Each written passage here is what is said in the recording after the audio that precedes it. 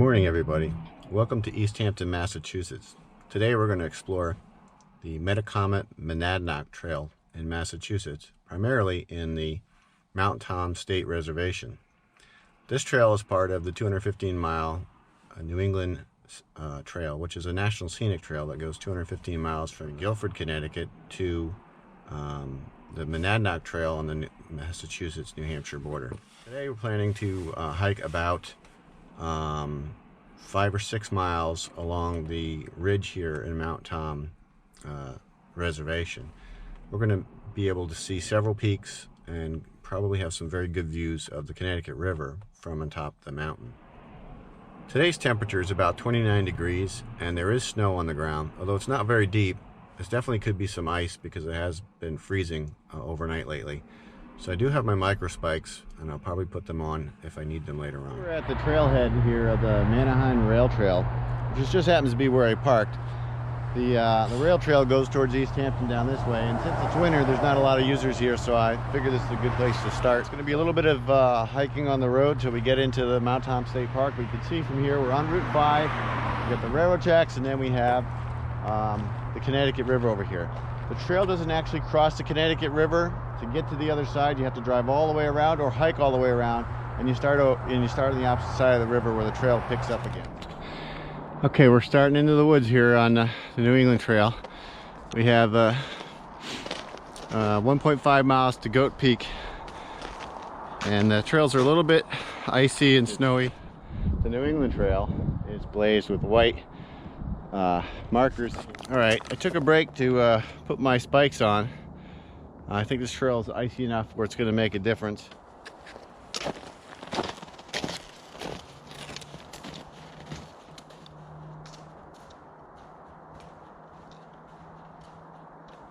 Some sections of the trail, like this one, are obviously built on an old right-of-way of a road.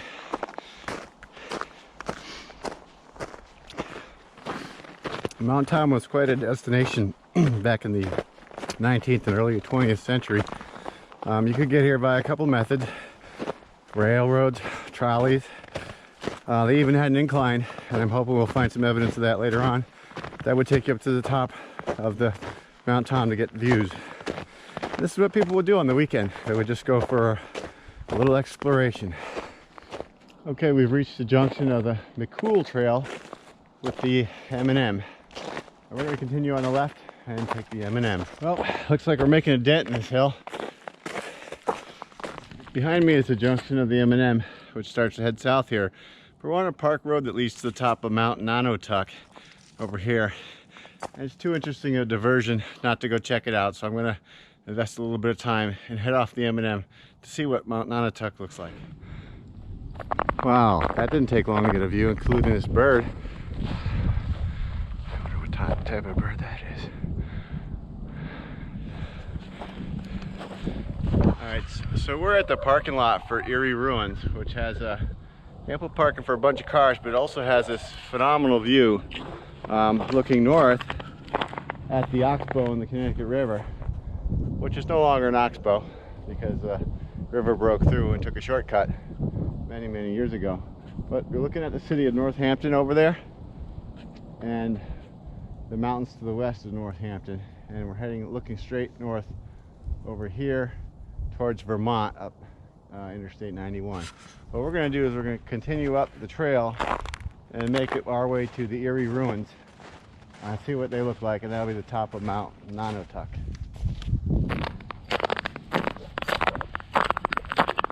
Well, I just looked at the map. This was a really intense location where they built a cool house. They had an incline coming up here from the Mount Tom railroad station, so people could come on up here without hiking. And there was 2 houses up here. I'll give you more history on it when I have a chance to look it up on the internet. But check this out. We're hiking along a very narrow trail here along the side of the mountain, and we're going to be coming to the spot where the incline would have come up.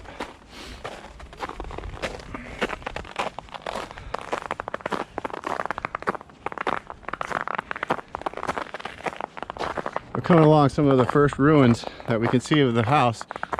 I believe this was the second house pretty big. Very nicely done stonework here.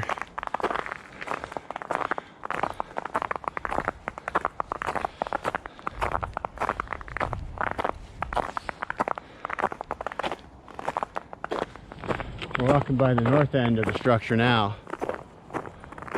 Very well done.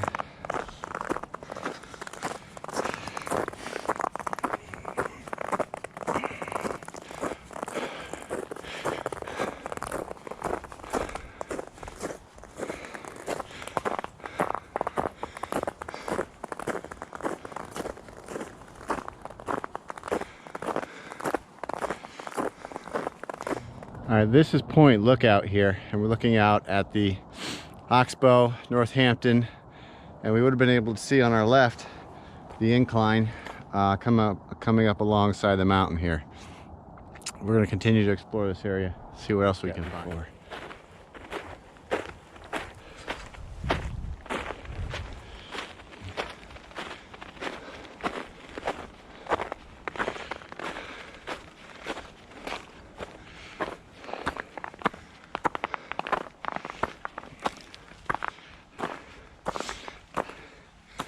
So this was the site of the original Eyrie House, built in 1861 and burned in 1901.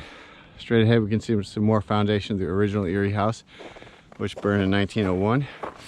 And we're going to walk up this rock face. We can see some attachment points in the rock. Not sure if that was from the original house.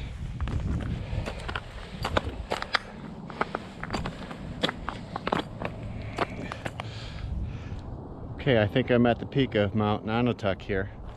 It's a little bit grown in, but you can see the oxbow over here behind me as I spin around. This whole area on top coming into view now is where the original Eyrie House was, where the tower was, and it went the length of this ridge. It looks like it was a very large house. We'll have to find more about it and let you know.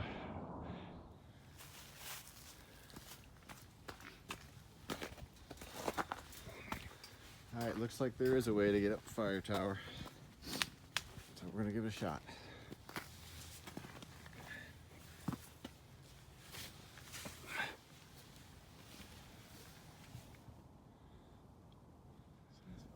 So we're on top of the fire tower here at the site of the Eyrie House. And behind me, as I turn, you'll see that we have the Oxbow, Northampton. We have some other folks coming up the trail as well. As we spin around and look into the sun, I apologize for that, we'll see Mount Tom and some of the other peaks here in the reservation.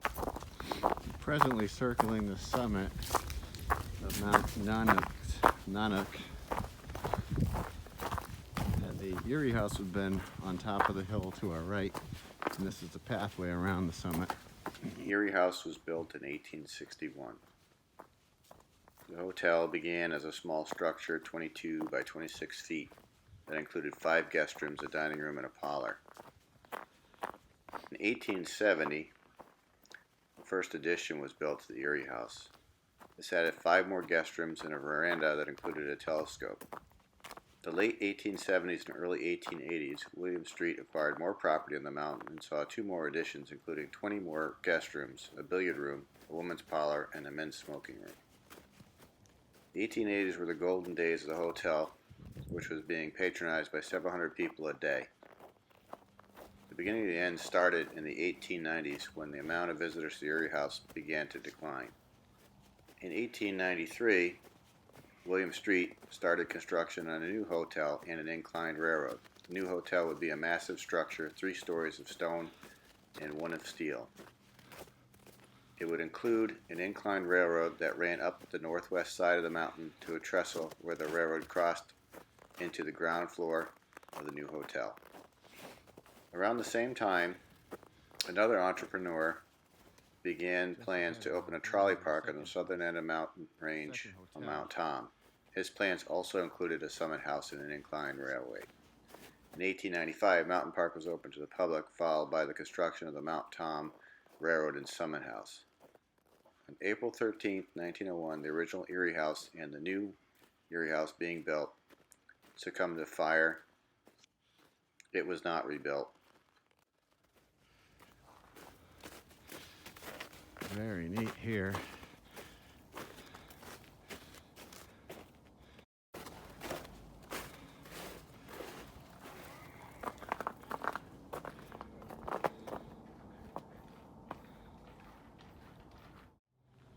All right, here we've reached the top of the incline railway here. We can see the slope right here. Kind of hugs the side of the mountain. Probably gets pretty steep at some points.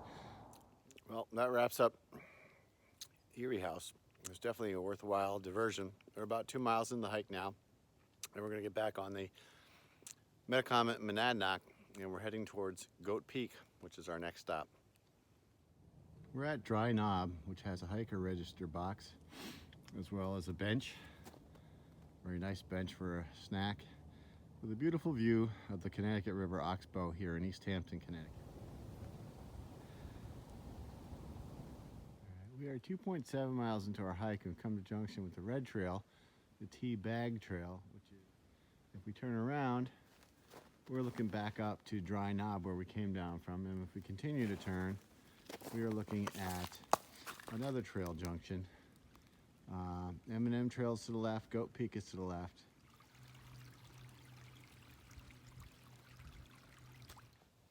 Okay, we've hiked 3 miles so far, and we're at the M&M Trail just below Goat Peak. We have a couple benches here, which I'm taking advantage of. Put my pack down. We have the view, the town of East Hampton off in the distance. Great view. This is the M&M going south, continuing towards Connecticut. And behind us is the fire tower. This is the fire tower at Goat Peak. All right, we're at the top of Goat Peak Fire Tower. We have this beautiful 360-degree view. Over my shoulder here is where we went earlier, Mount Nonotuck. Beyond that is, I think it's Mount Holyoke. I'll have to check that if I got that wrong. Which is a house on top of the hill. That's on the other side of the Connecticut River there. As we swing around and give you a more easterly and southerly view, we can see Holyoke off in the distance, and further down would be Springfield. And over here we're looking at the highest point, I think, which is Mount Tom over there.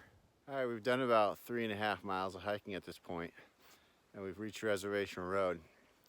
It looks like there's a good turnback point here, Bow Bridges Trail, which will bring me back 2.5 miles to where we started without any diversions, so we'll see. It is getting late. It's after 3. Sun is getting low, so it's probably a good point to turn around. All right, heading back now. For the next 0.6 of a mile, we'll be following the Bow Bridges Trail, which is blue blazed, back to the New England Trail.